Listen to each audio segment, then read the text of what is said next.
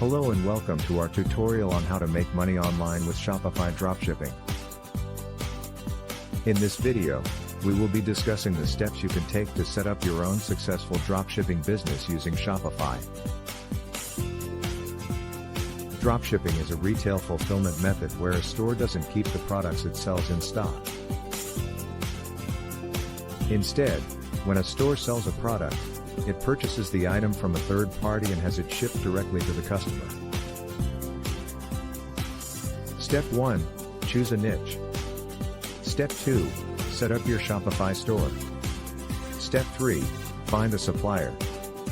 Step 4. Add products to your store. Step 5. Set up payment and shipping options. Step 6.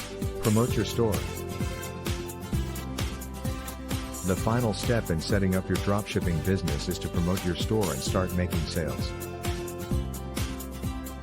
There are many different ways to promote your store, including using social media, running ads, and optimizing your store for search engines.